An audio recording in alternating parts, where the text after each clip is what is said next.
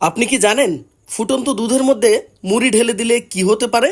প্রথমে মুই একটা কড়াইয়ের মধ্যে 1/2 লিটার দুধ নিয়ে নাওছো, নিয়ে হসে মিশে না নুন দিয়ে নাওছো, দিয়ে এঁকে করে না টকবক টকবক যখন উঠবে একেবারে উতলি উতলি আসবে তখন কিন্তু নাড়াচাড়া করে দিবে লাগবে। এরপরে মুই দেওছো গুঁড়া দুধের প্যাকেট দিয়ে কিন্তু সাথে সাথে নাড়ি দিবে লাগবে, না হলে কিন্তু জমাট বাঁধে যাইবে। তারপরে হচ্ছে আর একটা দিয়ে নাওছো গুঁড়া দুধের প্যাকেট দিয়ে ফির কিন্তু মুই সাথে সাথে দিয়ে নিনু 10 টাকা দামের মুই এখানে 2টা গুঁড়া দুধের প্যাকেট দিয়ে নিনু। গুঁড়া দুধ দিলে কিন্তু দুধটা ঘন হয়ে যায়। তারপরে মুই দিয়ে নাওছো এখানে মুড়িটা দিয়ে কিন্তু ভালো করে নাড়াচাড়া করে দিবে লাগবে।